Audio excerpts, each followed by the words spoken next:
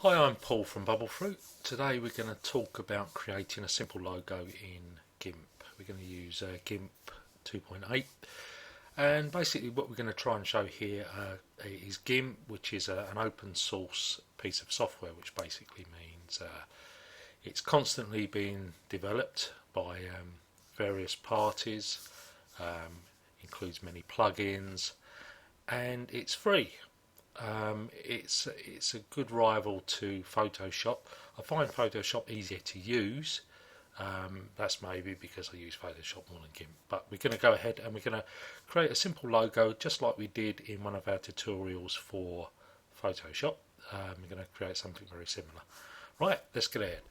First of all, we've opened Gimp here, as you can see. We go to File, New, and we create our template size. So we're going to go for 500 pixels by 500 pixels.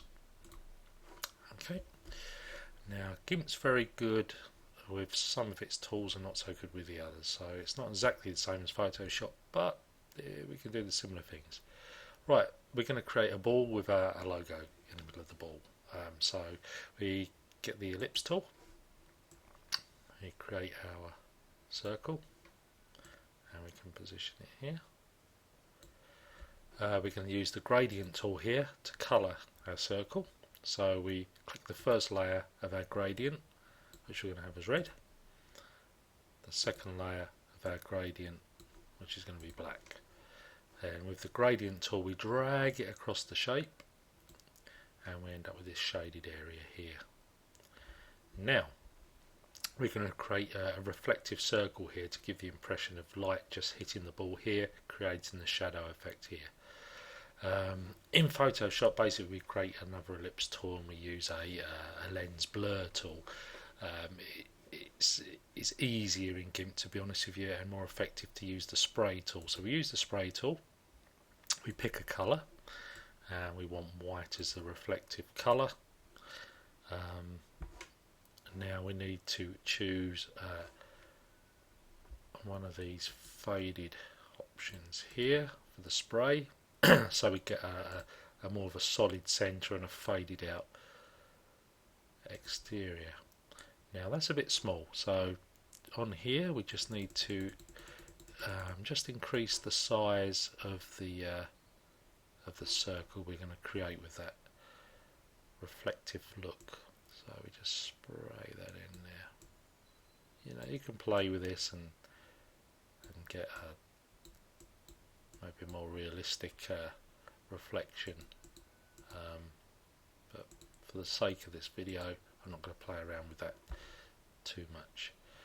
Right, okay, so we've got our ball. We've got a shaded look to it. We've got a reflective edge, and we want to put some text across the middle. We get our text tool. Now the text tool in Gimp is a good tool if you're using text on its own, but using text with images it tends to not so forgiving. So get the text tool. We pick a colour. In this case, we're going to use white.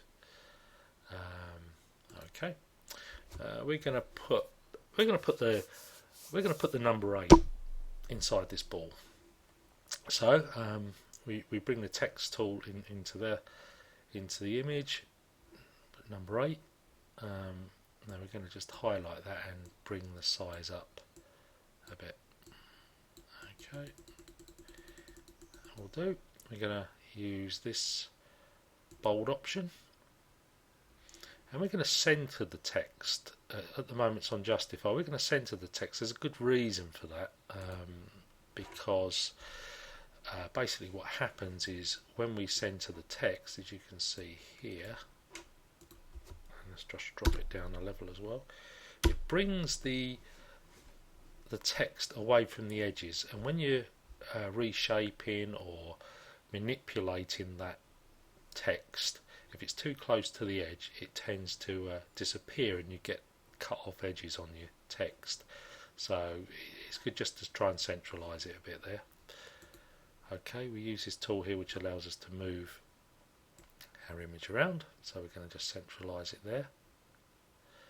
We're going to put a shadow effect on this. Now If you're just using text alone, there is an option up here which allows you light and shadow to create a drop shadow.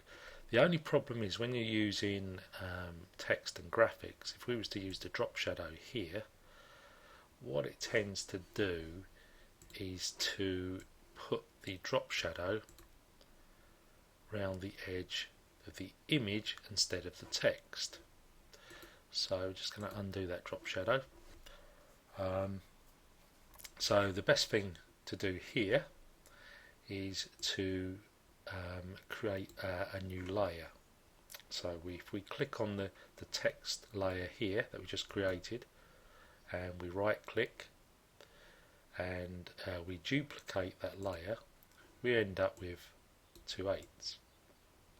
So we're going to use the 8 that's sitting just below the white one, which is the other layer, which is this one here, and we are going to we're going to fill it, just as quick to fill it.